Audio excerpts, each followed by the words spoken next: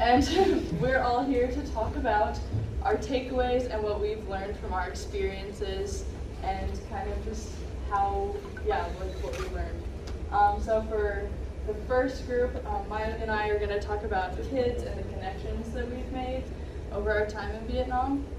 So I kind of touched on this a little bit earlier, but the smiles that we've shared with all of the people here have truly been touching. Like, I have never been so optimistic and excited about every day, and just meeting each individual student was incredible. And then we've also just been able to speak on a whole new level. Like, we don't share the same language, but we're still able to connect on a level that a lot of us have never really imagined. And although we don't speak the same language, we all share that one thing, which is our smiles and our positivity, which kind of joins us. And I wanted to talk more specifically about the Green Life Recycling, and when we got to share time with the local kids that were also there, and that provided me with a lot of hope and optimism, but also it made me feel like there are no excuses. Like, if this 5-year-old is able to commit to volunteering and sharing experiences with Americans, we can do the same for Vietnam. And one particular story I want to share with you is I made all these necklaces for the Vietnamese students, and I was able to give some to the children there. And after we had finished painting everything and we were wrapping up, I was helping one little girl. Yulin is her Vietnamese name, and Tanya is her American name. And I was helping her put on her necklace, and then she turned around and hugged me and said that that it was gonna live in her memories forever, which really warmed my heart and made me feel very hopeful that our generation and her generation are truly gonna be incredible and communicative leaders in environmental and cultural policy. So that's what we have for the kids and communications and all that. And now we're going to introduce Ashley to talk about culture. Yeah, so we've all been granted such an incredible opportunity to experience an entirely new culture. And every day we received food that we were not used to, and that was just so exciting and just so fun to try new things. Additionally, we went to so many different places, and I was going to touch on the floating market because this is just so different than the United States. We don't have many floating markets or any, and so it's super cool to see all of these people come together to share their food that they've grown and to just be there together. And thirdly, I would like to talk about the pagoda for Tess. This was a great way to experience Buddhism and see the beautiful temples. And then I'd also like to touch on culture night. So with the northern and southern Vietnamese students, it was really amazing to be able to dance and sing with them and experience just their side of their own culture, and whether that was their traditional customs and wardrobe and food, and it was just an amazing opportunity. Now I'll give it to Jasper and Finn with positivity. Alright, so we had a super cool connection in a time that we wouldn't really expect. We were just going on a run, the two of us, none of the Vietnamese students in the exchange run, at least that I know of. So it was just the two of us, and we were out on a run and we were doing laps around just a few blocks because we were trying to stay close to the hotel just for logistical reasons.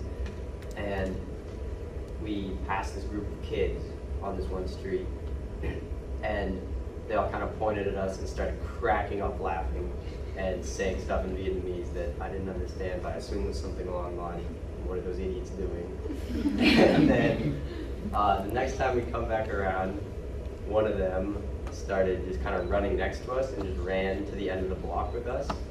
And then we kept going around the end of their little street, not the whole block. We kept going around the block. And the next time he ran with us again.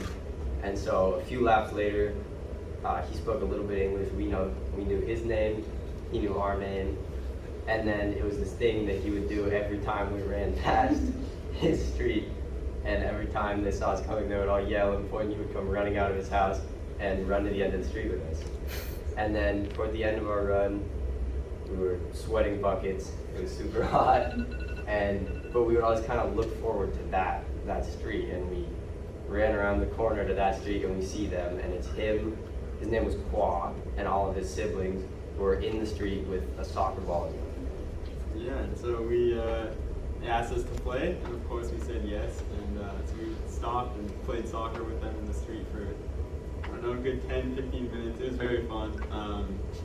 And I don't know, I just kind of, thinking back on it, it's just crazy to me how positive and how like just enthusiastic the kids are, and everybody is. And you know, in America, if a group of kids saw like some sweaty teenagers running in the middle of the night, like through their street a bunch of times, they'd probably just, you know, run the other way or like, you know, talk about them. But they definitely wouldn't, you know, spontaneously play a game with them in the street. And I thought that was a great connection, and I'll never forget it. So, yeah. And then next we have Freya talking a bit about friendship. Yeah, so I'll try to keep this quick because I know we're running short on time. But I think that more than the places we visited and the things we did, which were impactful, the most important thing I think a lot of us can agree is the friends that we made with the Vietnamese students and just the connections that we made with everyone that showed us too that we're not just people or stereotypes from the country, but that we're actual individuals who can connect and have unique personalities and experiences together. I have some pictures down there on the bottom left that you should really look at later. There's one of Hugh that he did not want me to show you. I'm doing enough to post. There's also a picture of Will doing face masks when we all met in the room to moisturize our skin and eat wedding cake. And then there's also a picture of a bunch of us on the bus when we were just talking about the differences in our cultures, and really getting to know each other. So I know we're all really excited to continue those connections in Montana, and just so grateful that we've been able to have this experience. And I'll pass it up to Valerie to finish with hope for the future in the environment. So yeah, over the past 2 years, we've learned a lot about the environmental issues that Vietnam is facing and how that compares to Montana environmental issues. But getting to see it firsthand is completely different. Seeing like a bare hillside that used to be covered in trees, it's now just dirt, and also just seeing plastic everywhere and not seeing trash cans like there are around in the US. And also learning about all the biodiversity that's disappearing due to human activity. It's really sad, but also on this trip we got to meet a lot of people who are doing something about it. And that gives me a lot of hope, because lately it's been really hard because we're like running out of time to do stuff. But it was really nice to know that no matter where you go in the world, you're always going to find someone who wants to help. Which is just really encouraging, and encourages me to do more. And I hope through all of our experiences, this can really show the true impact of that this trip has had on us, and how thankful we are to have had this opportunity. So thank you to all of our peers, the leaders, everyone that we've met, the students. This truly has been an incredible experience.